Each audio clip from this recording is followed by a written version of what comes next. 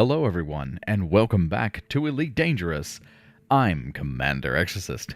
Elite Dangerous has experienced something of a renaissance in the past few years, and many new players have discovered the joy of climbing into the cockpit of a brand new spaceship and blazing their own trail across the cosmos. Whether it's trade, combat, mining, mercenary work, or exploration, there's something for everyone in Elite. A few years ago, I made a series of in-depth guides designed to help players get the most out of exploring the galaxy. While those guides remain as relevant today as ever, new players might not want to sit through an extensive guide before starting their exploration career. In this video, I'm going to go over the absolute basics required to start exploring in Elite Dangerous. No engineering, no special or unlocked modules. This is the bare-bones approach to seeking out the beauty and mystery of Elite Dangerous's one-to-one Milky Way galaxy map. It could be argued that Elite Dangerous has the largest map of any game in history, a one-to-one recreation of the Milky Way galaxy with over 400 billion stars to explore and countless planets within. The stars you see as you're flying around are not merely background graphics. All of them are real places that you can visit and explore. Well, permit-locked and unique star systems aside. Within the galaxy model are procedurally generated worlds with active geology, tenuous atmospheres, and exobiology.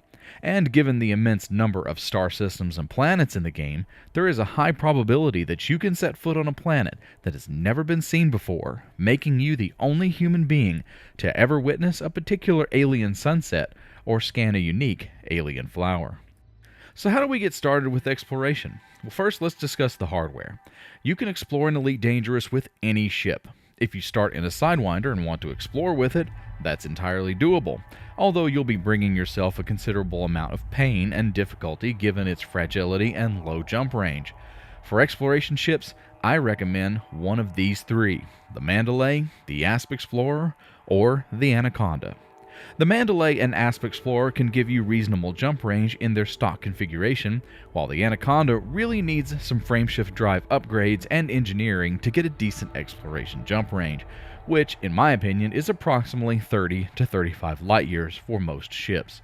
The Mandalay, being one of the best ships in the game, can get jump ranges of up to 100 light years in the proper configuration. Now let's talk about modules. For exploration, you need these modules to get started. A fuel scoop, which ensures that you don't run out of fuel in deep space.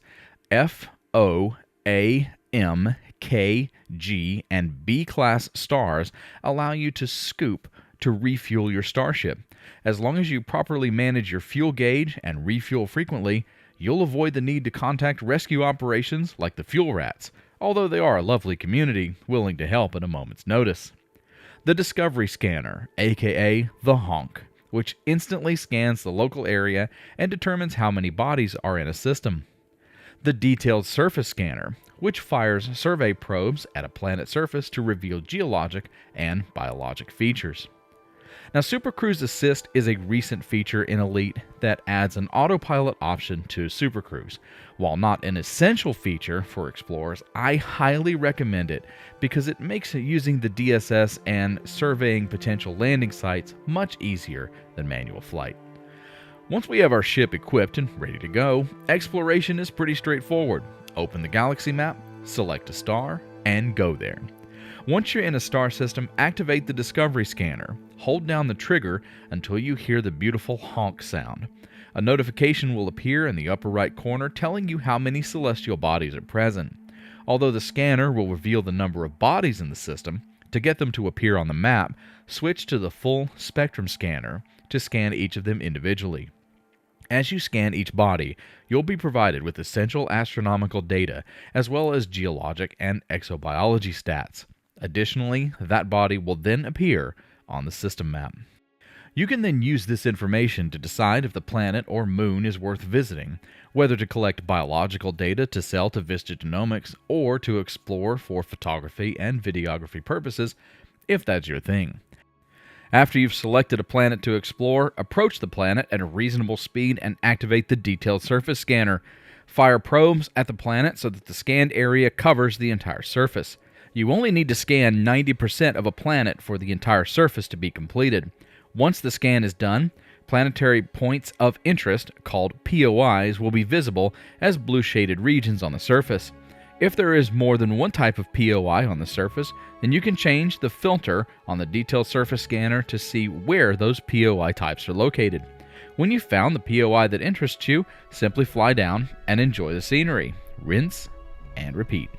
Every activity in Elite Exploration earns you credits and progress toward Explorer rank.